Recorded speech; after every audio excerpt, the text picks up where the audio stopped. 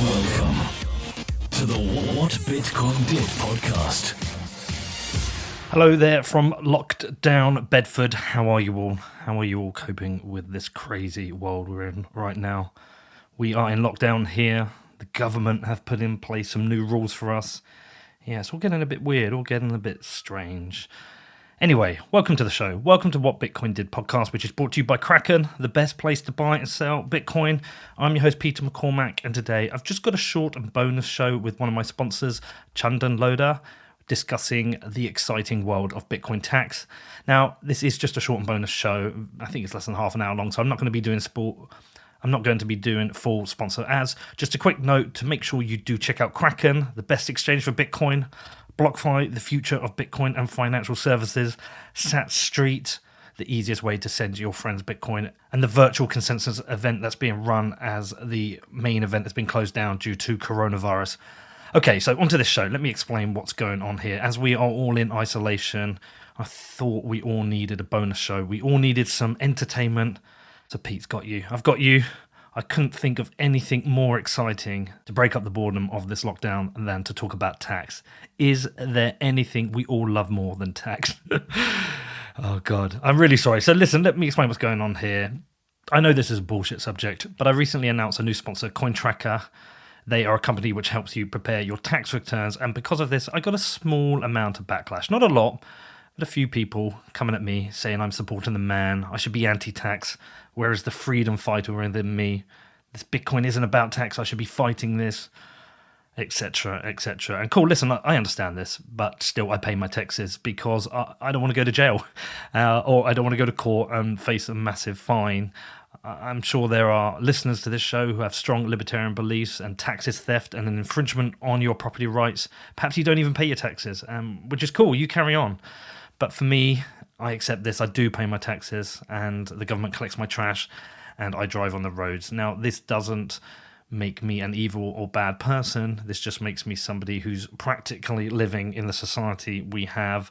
I would love to fight against all of this, but right now I am a single father with 2 children, and going to jail for not paying my taxes is not really something which is going to work for me. So based on the feedback, I went back to Chandan. I told him, I actually sent it over to him, and we decided it might be a good idea to get him on the show to go through the ramifications of not paying your taxes and how actually filing your Bitcoin taxes can save you money. So this is optional.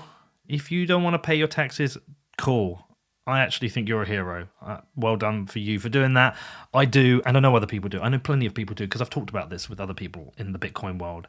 Even some who are staunch libertarians, I do know pay their taxes because they also do not want to face the ramifications of this. I am open to feedback for this, so please do get in touch. Obviously, you can reach out to me. It's hello@whatbitcoindid.com. Anyway, back to the lockdown. Looking forward to speaking to you all soon. Chandan, how you doing? Not bad. Thanks for having me, Peter. No problem. Look, this is a funny one because you're a sponsor at the moment, and when anyone sponsors a show, they're always like, yeah, Pete, can we come on? And I'm always like, no. I mean, if the subject's interesting, yeah, we'll do it. If you got an interesting story, yeah, but only because of that. But no, I'm always having to turn down sponsors because you can't pay for the show. And then when you ask and it's like tax, I'm like, yeah, there's no chance. Sorry, mate. We're not gonna have you on to talk about tax because it's really boring. And then I tell you what happened? Well, you know what happened. But I've got to explain what happened to the listeners here. So I end up putting out your first ad, do the first ad read. And I don't know if you saw it, but there was like somebody on Twitter and then somebody on Reddit. And they're like, what the fuck are you doing, Pete? Why have you got a tax company on your podcast? Why are you supporting tax, man? Why are you helping the man? Tax is theft. And I was like, shit, well, I pay tax. So that's when I reached out to you and I was like, well, actually, I told you, but then I saw you in San Francisco, right? And I was like, yeah, someone's giving me some shit, Chandan. Like, they're saying I shouldn't be supporting a tax company, but I pay my tax. And then that was when you told me about the subpoenas, right? Right, exactly. So listen, I think we got to do this show because we've got to tell some of the stories. It doesn't matter how long this one is, right? Because we've got to get out there and land the messages. But we got to tell these stories because I didn't know about these subpoenas. And I've switched up the ad now. Have you heard the latest version? Yeah, I've been listening to the show. Yeah, so I've changed up the ad, and rather than just saying, this is the best tax service in the world, I've been actually saying, look, if you don't want to pay your tax, don't pay it. I mean, I do, but if you're going to pay your tax, well, no, if you're going to ignore your tax, then these are the risks you face. So let's do it, because we are in tax season. Tell me about these subpoenas. Yeah, for sure. And just to kind of put it out there, it's not like I love tax. It's about just getting the information out there, and people can do with it, what they please. One other thing I just want to say up front is that I am not a CPA. So this is meant for informational purposes. If you want tax advice, we encourage you to talk to a tax advisor. But to address your question about the subpoenas, so basically the tax authorities definitely want to make all the revenue that they can, especially from folks who have made a lot of money on cryptocurrency trading. And so one of the levers they've been pulling to help enforcement efforts around tax collection is subpoenaing the exchanges, which is the sort of centralized choke point where they know people have records of what trades people have made. So this has happened both domestically in the US, for example, with Coinbase, but also now starting to happen internationally, for example, with Bitstamp getting subpoenaed by the IRS as well. What, so they're subpoenaing international companies? Yeah, yes, they are. All right, and for me, like, a subpoena doesn't sound good, but what does it actually mean? Because I'm not American. Basically, in layman's terms, what it means is the IRS presents a legal order to the exchange saying, we want XYZ records. So in the original case with Coinbase, what happened was they said, we want all the trading information, all the records you have around all your users. And if I recall correctly, basically Coinbase took them to court and said, this request is overbroad. And so they ended up settling with the judge ruling that they would basically turn over the records for users that had met a sufficient threshold of trading. I think it was people who had traded over 200 trades and over $20,000 worth of trade volume. So it was tens of thousands of traders on Coinbase. Wow. So they actually had to hand over that information, and then the IRS can just start getting in touch with these people? That's exactly what happened. So they handed it over. They were sort of legally compelled to do this based on the judicial ruling. And they basically sent out tens of thousands of warning letters starting in the end of summer 2019, about 6 months ago. And basically these letters started warning people saying, hey, we know you have cryptocurrency. We know you've made cryptocurrency trades. Don't forget to file your taxes. And that was kind of the mild version of the letter, to the more extreme ones, which were, you owe XYZ dollars. If you don't respond within 30 days, you're going to hear from us again. And there's going to be fees and penalties and things like that. Wow. So it's quite full on then. It's happening. Really? Yeah. And not just in the US. Actually, just this past week, the ATO, the Australian Taxation Office, said that they were going to start sending out 350,000 of these letters, which is, I think, the biggest version of this I've seen. Yeah, it's a weird one, right? Because I obviously don't like it. I don't like the fact that they can just go and request your information from a company. It's like you don't have any privacy anymore with a company. It's like you sign up and you create a service with Coinbase, but you have no privacy anymore because they can just go and request your information.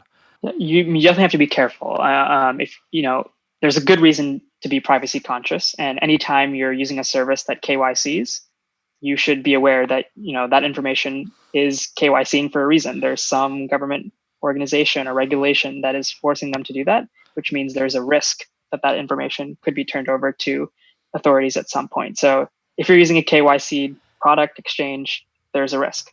Well, why did they set that threshold? Why 200 trades and $20,000? Is it you're probably under a tax threshold at 20,000?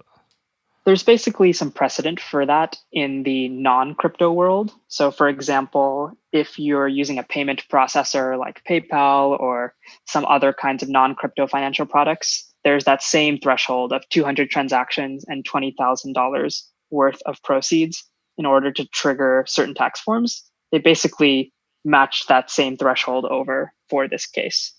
Right. So basically what we're saying is if you're gonna trade crypto, Bitcoin, whatever, and you're going to use it on a KYC exchange and you're based in the US, if you're not going to pay your taxes, there's a bit of risk there. You're basically taking a gamble if you're not going to pay your taxes. What are the penalties?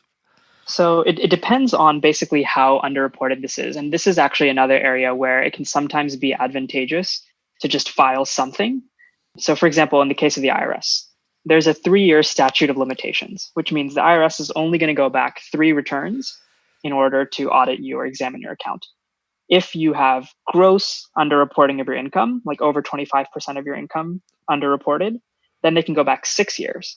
But if you haven't reported anything at all, then they can go back unlimited number of years.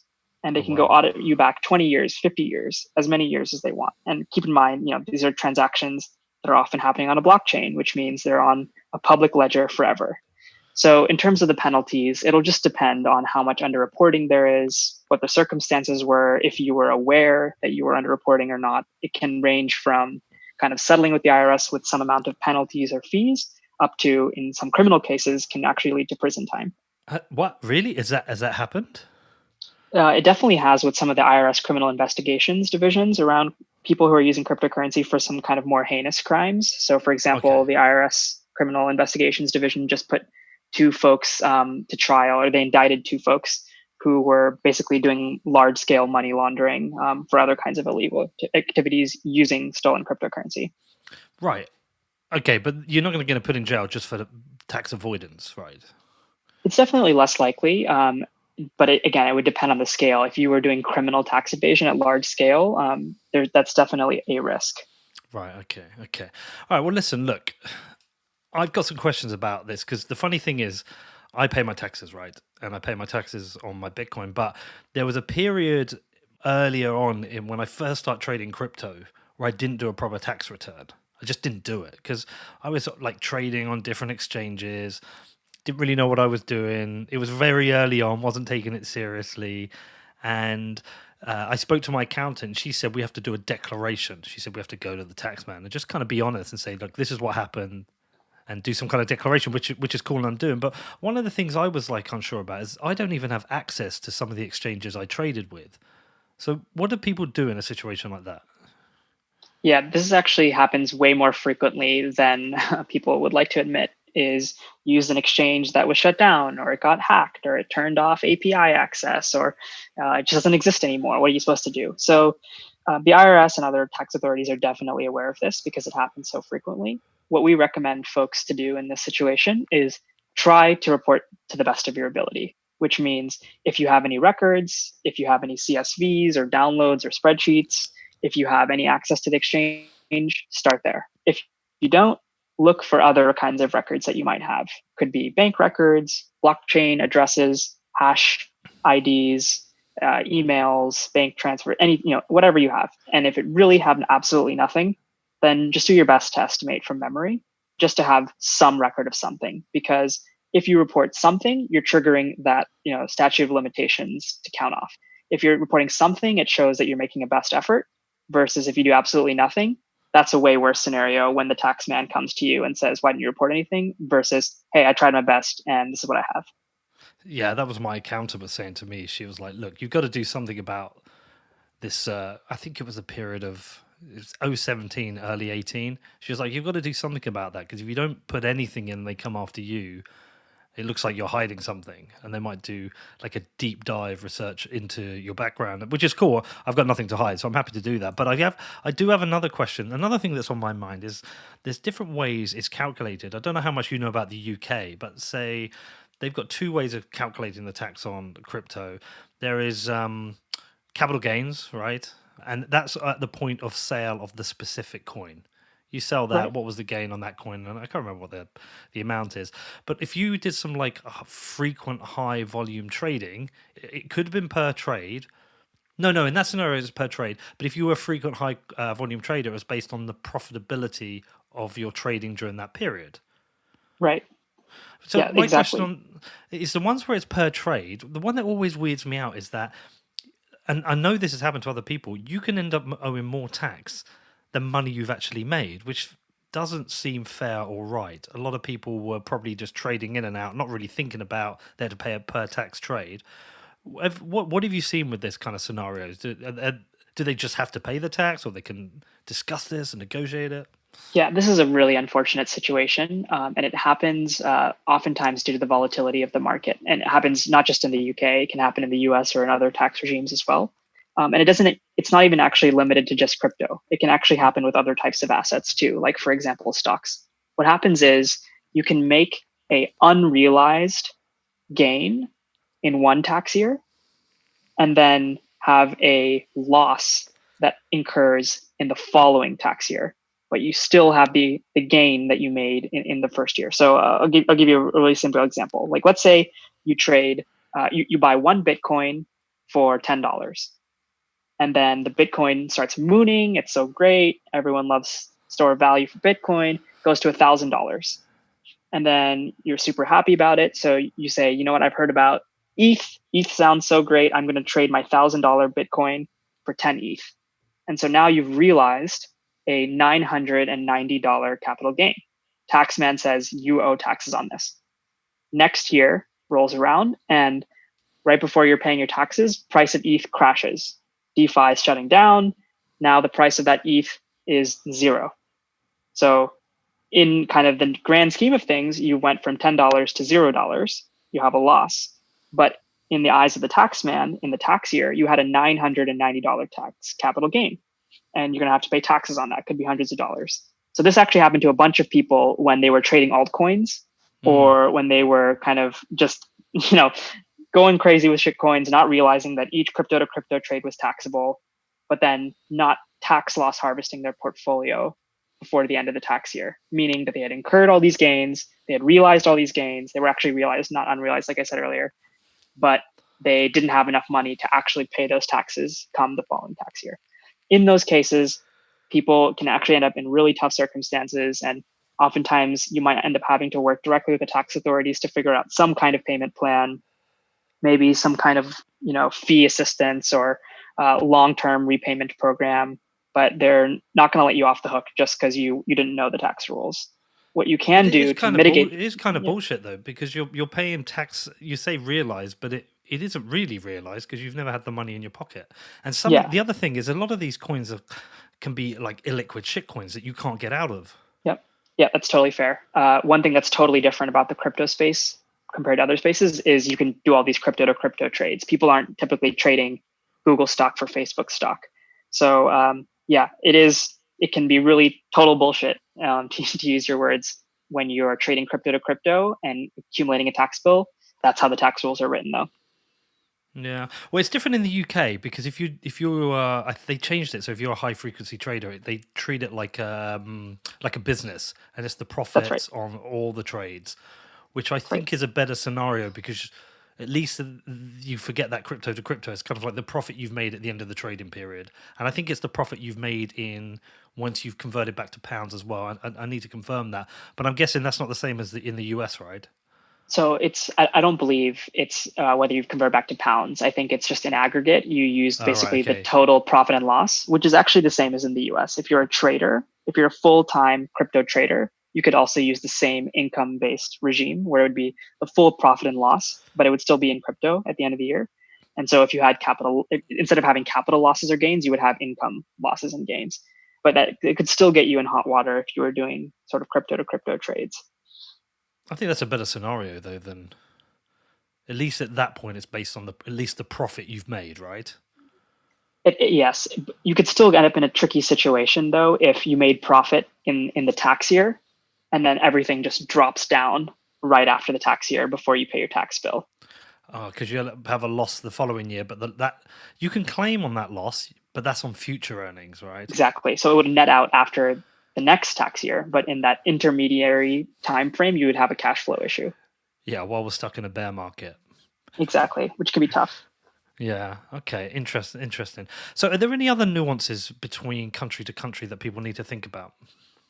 There are definitely different tax rules in each country. The biggest one that we commonly see is the way that you're allowed to account for your capital gains and losses. Basically, if you have a crypto portfolio, even if it's just all one coin, like let's say you're all Bitcoin, if you're buying Bitcoin in different exchanges or holding them in different wallets, which Bitcoin is sold for a tax perspective when you sell that Bitcoin?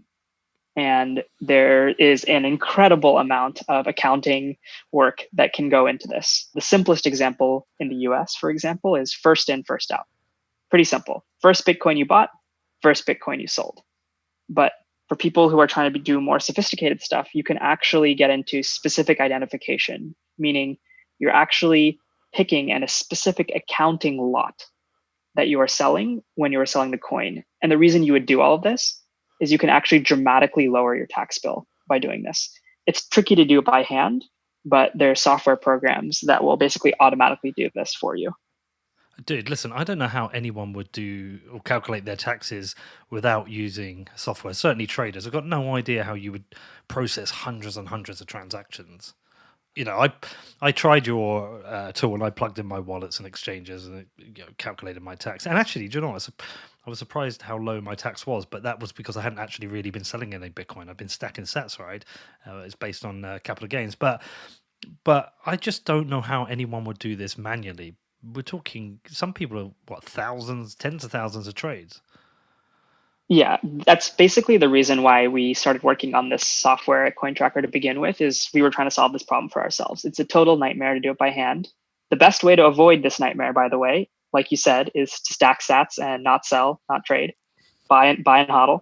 But if you do end up having those transactions, or even if you just want to keep track of what your portfolio looks like from an accounting perspective to understand your financial health, then software is definitely the way to go. And there's a bunch of software out there. You can even make your own spreadsheet, but it is typically a lot easier to do this with software. All right. So listen, look, bearing in mind, I've been very irresponsible and not really paid any attention to this shit for the last few years. I ran through the software this time. I've got my tax calculation. It was cool. Handed over to my accountant. She loved it. All the hard work done for her, which is great. But if I was wanting to plan ahead next year, if I want to get my shit together, everything in order, what are the things that I can be doing to reduce my tax burden next year? What are the main bits of advice you'd be given? Okay, this is a great question. And anyone can do this. You can actually save crazy amounts of money by just doing some smart tax planning ahead of the tax season. So the number one thing is, first, make sure you have all your transactions recorded somewhere. So for example, if you're using tax software, you can use something like Cointracker, and you can basically plug in all of your exchanges, your wallets into one place. It will automatically reconcile all your transactions, so you can immediately get a sense of what coins do I have, how much are they worth, how long have I held them. The second thing you want to do is consider taking advantage of certain kinds of tax strategies that we hinted at before. The number one thing here is tax loss harvesting. And without going into too much mumbo jumbo about accounting, basically what you're doing is you are selling any assets that you have at a unrealized capital loss and then buying them back. And the effect of this is you have the same exact portfolio, the same exact coins, but you have less tax. And it sounds ridiculous, but it's basically a tax loophole, especially in the US, that allows you to do this. Tell me that again. What are you doing? You're basically selling your coins that are at an unrealized capital loss. So something that you bought and it dropped in value, and then you're buying them back. Who am I selling them to? Doesn't matter. Anyone. Could be an exchange, could be to someone else. You could literally just sell on an exchange and buy it back, and that would be tax loss harvesting. And the reason why you can do this is because you're basically realizing your capital loss and then just buying the coins back at a lower price. So the same exact coins, you have the same exact portfolio, but you've realized a capital loss that you can write off your taxes. So hold on, is this kind of like the opposite of what we were talking about earlier? It's the opposite of what we were talking about earlier, exactly. So you can take advantage of that strategy to benefit you as well. Right. So like right now, we've had a massive price drop because the world's about to end with coronavirus. Right. So you could sell a bunch, realize that loss, take that into your tax calculations, and then that allows you to be more profitable next year. Basically, what you would do is you would sell all your coins that are at an unrealized loss, buy them back, and you would have the same exact coins, but you'd have this huge tax loss that you could then use to offset any gains that you had in other types of assets. Like let's say somehow miraculously you made a gain in your stock trading portfolio. You could offset those gains. You can also offset some amount of income, and you can roll over any excess net losses to future years. So in the future, if you do have gains, you can reduce those gains with the losses you had this year. Dude, that's so sneaky. Yeah. So basically, yeah, tax is total bullshit, but it's also a weapon you can use in your favor if you understand it. Based on what you've been doing, you must have come across people who have been very negligent with their tax. Are there any kind of like scary stories about people that people should be aware of? We have all kinds of ridiculous stories, both scary ones and just absolutely comical ones too. Maybe I could give you one example of both. So on the scary side, there's definitely people who get some scary letters from the tax authorities, from the IRS in particular. We work with a lot of US users, for example, who got these warning letters from the IRS after they had either underfiled or not filed their cryptocurrency taxes, with things saying they owed huge amounts of taxes. One case, over $1 million. Another case, $800,000. Lots of cases in the tens of thousands of dollars.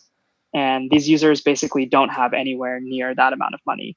Maybe they did a lot of trading and they got stuck in one of these situations where they, their unrealized bill was really high, but they didn't actually have that much realized gains. Or maybe they got a incomplete picture of their trading from one exchange reporting to the IRS, which is a huge issue because if you're trading across multiple exchanges or wallets, you might have withdrawn funds somewhere else, and then suddenly that exchange doesn't have that full information.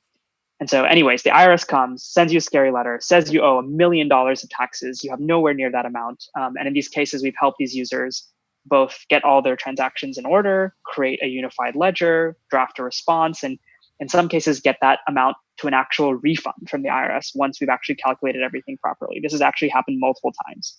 A refund? You've turned $1 million into a refund?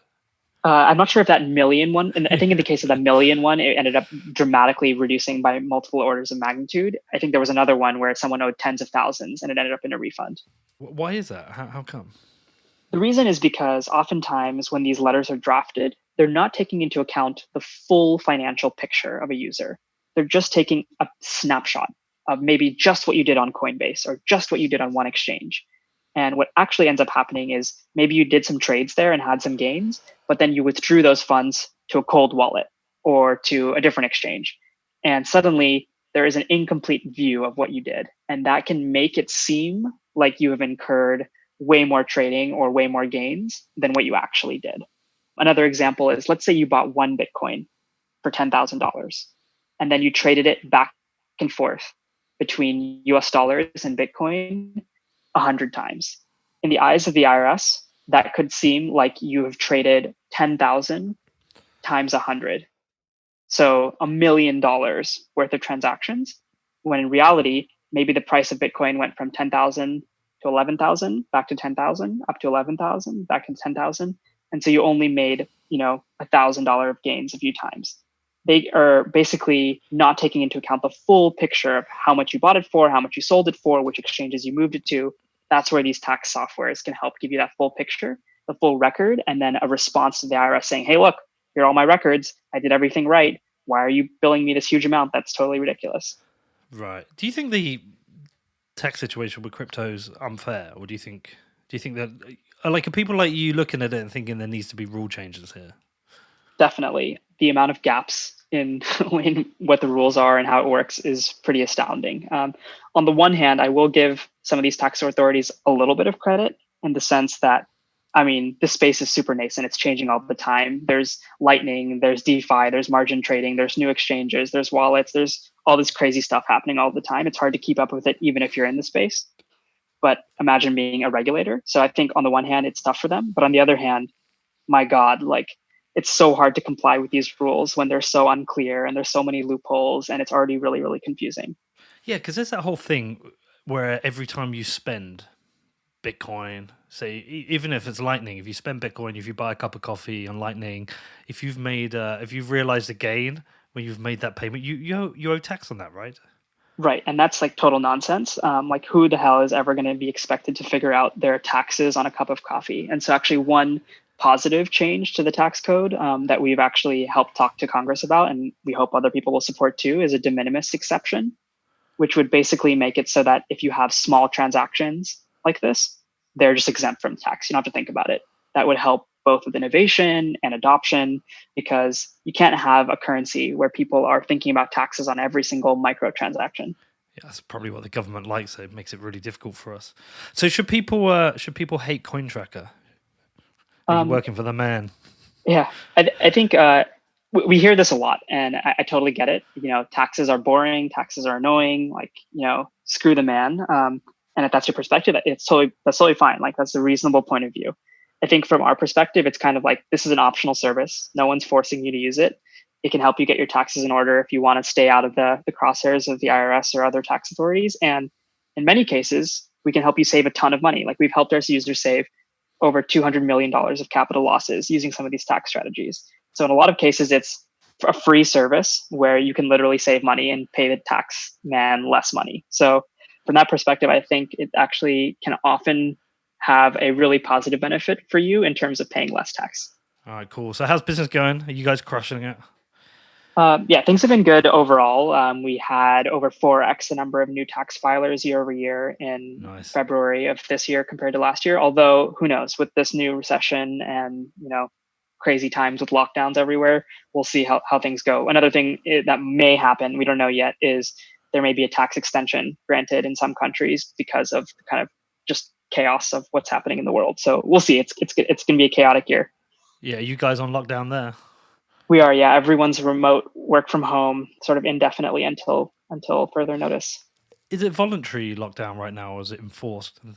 Is the army on the streets keeping you? Yeah, I was watching your previous episodes around Chile and things like that. That hasn't happened yet, but you never know. I just read an article actually right before we jumped on this interview from the SF Chronicle, our local newspaper, saying that we're basically in like take shelter mode in San Francisco now. So you're not supposed to go anywhere unless it's absolutely essential. So you'll have to go to the pharmacy and the grocery store, and you can go on walks or runs if you're staying 6 feet or more away from other people. But there's no meetings of any kind allowed outside anymore. Yeah, but you guys can do remote. You're an online business. All right. Well, listen, look, this stuff's super useful. I think people need to hear it. It'll be a nice little bonus show we'll get out for people. If somebody hasn't heard the ad and they want to find out a bit more about Cointracker, tell them about the business. How do they find out more about you guys? Yeah, it's pretty straightforward. The website is cointracker.io. There's actually a discount if you're coming from this episode, cointracker.io/A/WBD for what Bitcoin did.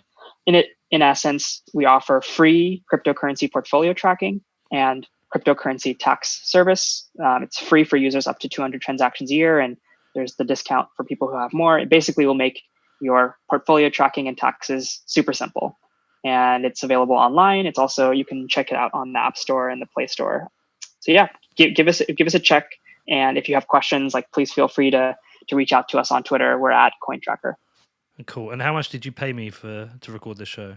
I can't disclose that amount. It was, your fees are super high, Peter. I'm just kidding. There was no payment for being on the show, and I appreciate you having it, despite a lot of people hating taxes. Yeah, I know. Look, listen, it happens, and people, because what it is, people always want to pay to come on the show, and also everyone wants to criticize everything. I think every sponsor I've ever had has been criticized, so don't worry about that. But look, appreciate you sponsoring the show. Appreciate you doing this at short notice. I think we should get this out. Hopefully, people get something from it, and yeah, wish you the best, man. Really appreciate it. Thank you so much, Peter. Stay safe. Stay healthy. Thanks, man. All right, how was that? I hope you enjoyed this short bonus episode about the exciting world of tax. It was good to get Chandan onto the show and go through the benefits of filing your tax returns, and also very interesting to hear about exchanges are now getting subpoenaed. So that might affect some of you. It is bullshit. I understand that, but it is the reality of the world we live in. Now, I don't normally do sponsor shows unless they've got some really cool new development that I would have covered anyway, or whether it's an interesting story. So please don't write to me and think you can get on the show by being a sponsor, because it isn't something that I offer. I just covered this because of the feedback. I think it's always good to respond to feedback. Anyway, back into the lockdown, back to this very strange world we're living in right now. I do hope you're all well. I hope you're all keeping safe, both physically and mentally. These are very strange times. And yeah, just wish you all the best. I'm here if anyone needs someone to talk to. You can reach out to me. It's hello@whatbitcoindid.com. Yeah, just reach out if you need someone to talk to. Okay, stay safe. Speak to you soon.